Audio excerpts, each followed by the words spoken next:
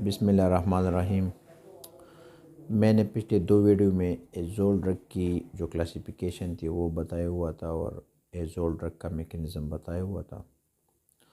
अब मैं azole drug की जो रेजिस्टेंस है कि फंगस में कौन कौन से मेकनिज़म है जिसकी वजह से एज़ोल ड्रग को रेजिस्टेंस का सामना होता है।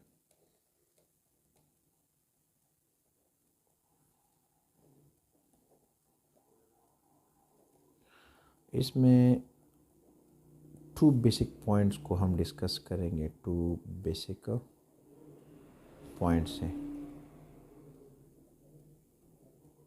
जो फंगस में होता है और इसकी होने की वजह से एज़ोल ड्रग को उसकी मेकनिज़म के लिए रेजिस्टेंस का सामना होता है, जिससे एज़ोल ड्रग्स की जो एफिकेसी उसमें फेलेवर हो जाता है। अब 2 मेन पॉइंट्स क्या है। नंबर 1 जो है वो है mutation of स्टिरोल 14 alpha demethylase jeans. ये क्या है। दूसरा जो है वो है इप्लेक्स पंप। ये 2 मेन मैकेनिज़्म है जो फंगस में होता है, जिसकी वजह से काज होती है resistance to the azole drugs, क्योंकि बहुत जो फैक्टर्स हैं, बहुत जो मैकेनिज़्म है, ये काजिंग एजेंट होता है for the resistance to azole drugs.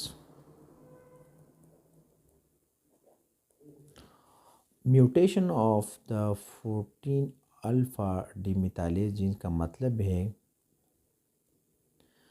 कि एरर। म्यूटेशन का मतलब क्या है। म्यूटेशन का मतलब है कि एरर हो जाए, एरर इन डीएनए सीक्वेंस में। डीएनए सीक्वेंस आपने मैट्रिक में भी पढ़ा होगा, एफएससी में पढ़ा होगा। डीएनए सीक्वेंस में एरर हो जाए ड्यूरिंग सेल डिवीजन में, तो इसको हम म्यूटेशन कहते हैं।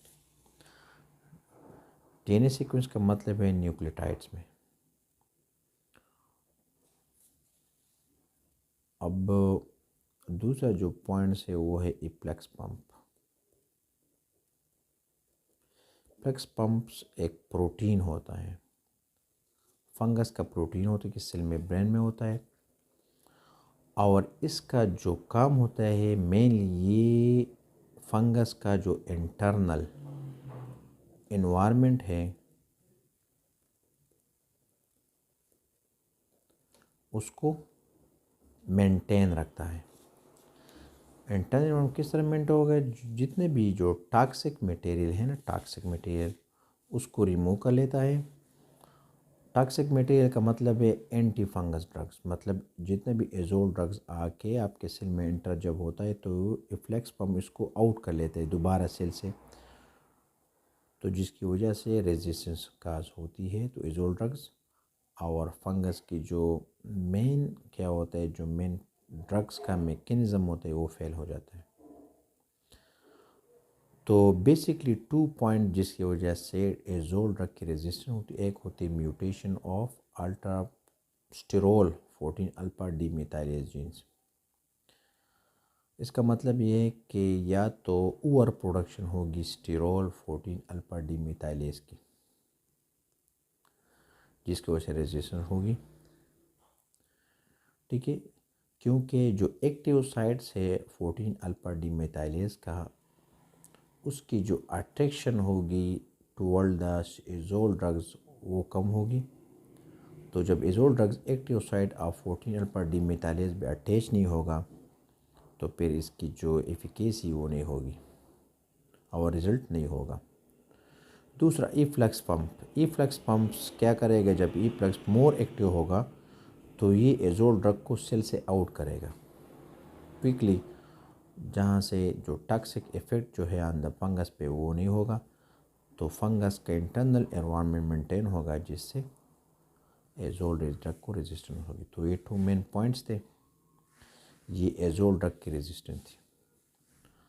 तो आपको अगर ये वीडियो पसंद आई होगी तो मेरे चैनल को सब्सक्राइब करें और जो आइकॉन बटन है उसको दबाएं, ताकि मज़ीद वीडियो आ जाए। आपका दोस्त, आपका भाई डॉक्टर मुबारक ज़िब, दुआ में रखे। वस्सलाम।